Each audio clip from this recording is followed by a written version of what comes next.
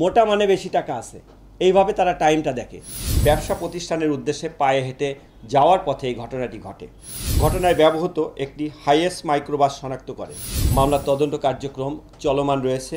গত ২৭ মে ২০২৫ তারিখ সকাল অনুমান ৯:৩০ ঘটিকার দিকে মাহমুদ মানি এক্সচেঞ্জ নামক একটি প্রতিষ্ঠানের মালিক রাসেল এবং তার ভগ্নিপতি জাহিদুল হক চৌধুরী দুজনে তাদের মিরপুর ১১ নম্বরের বাসভবন থেকে একটি কালো ব্যাগে ব্যবসায়িক ২১ লক্ষ টাকা এবং বেশ কিছু বৈদেশিক মুদ্রা সঙ্গে নিয়ে ব্যবসা প্রতিষ্ঠানের উদ্দেশ্যে পায়ে হেঁটে যাওয়ার পথে এই ঘটনাটি ঘটে।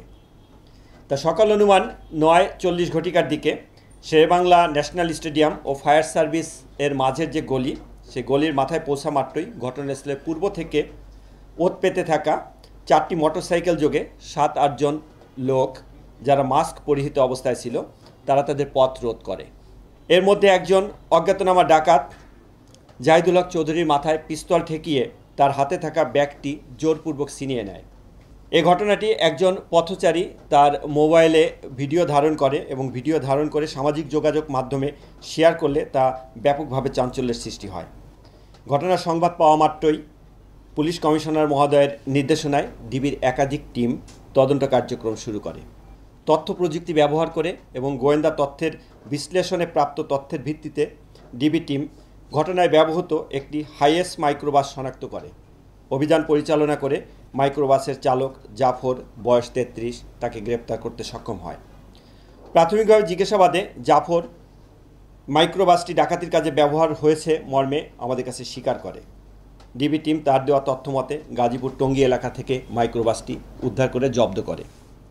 এছাড়া তথ্য প্রযুক্তির চূড়ান্ত বিশ্লেষণে প্রাপ্ত তথ্যের ভিত্তিতে ডিবির একাধিক টিম একই সাথে ঢাকা, বরিশাল, পটুয়াখালী, ময়মনসিংহ ও যশোর জেলার বিভিন্ন স্থানে অভিযান পরিচালনা করে ডাকাতির সাথে সরাসরি জড়িত ডাকাত দলের মূল পরিকল্পনাকারী জলিল মোল্লা সহ অপরাপর ডাকাত সদস্য মোস্তাফিজ, পলাশ, দীপু, সোহাগ সহ মোট ৬ জনকে গ্রেপ্তার করতে সক্ষম হয়। এদের সকলেই পেশাদার ডাকাত। তাদের বিরুদ্ধে ঢাকা মহানগরী সহ দেশের বিভিন্ন স্থানে ডাকাতি, খুন, অস্ত্রসহ বিভিন্ন অপরাধের একাধিক মামলা রয়েছে। বান্ডেল থাকলে প্রতি সেনমানিতে টাকা বাঁচবে। বিকাশ সেনমানি বান্ডেল কিনে জিতুন প্রতি লেনদেনে।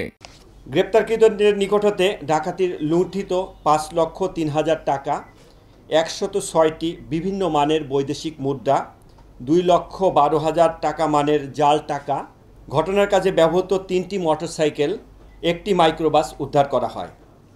এছাড়া ডাকাতির কাজে ব্যবহৃত একটি বিদেশি পিস্তল, ২ রাউন্ড গুলি, একটি চাপাতি ও ৩টি খেলনা পিস্তল উদ্ধার করা হয়।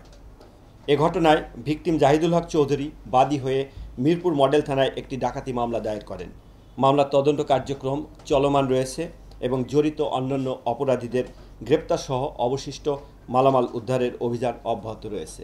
উল্লেখ্য, অট্ট মামলায় গ্রেপ্তারকৃত আসামিগণ ইতোপূর্বে ২৪ জানুয়ারি ২০২৫ তারিখ কামরাঙ্গীচর থানা এলাকায় আগ্নেয়াস্ত্র দ্বারা গুলি করে ৫০ ভরি স্বর্ণ লুট করার কথা প্রাথমিকভাবে আমাদের কাছে স্বীকার করেছে এবং ২০ অক্টোবর ২০২৪ তারিখ ৭ মসজিদ রোড, ধানমন্ডি থানা এলাকায় একই পদ্ধতিতে আগ্নেয়াস্ত্রের দ্বারা গুলি করে ভিকটিমের নিকট হতে ৫২ লক্ষ টাকা ছিনিয়ে নিয়ে যাওয়ার ঘটনায় তাদের সম্পৃক্ততা রয়েছে মর্মে প্রাথমিকভাবে তাদের স্বীকারোক্তিতে জানা যায়। এটার গল্পটা যেটা ওদের কাছে যেটা জিজ্ঞাসা করলাম, কালো ব্যাগ নিয়ে যাওয়া, নিয়ে আসা, এটা কয়েকদিন তারা দেখে।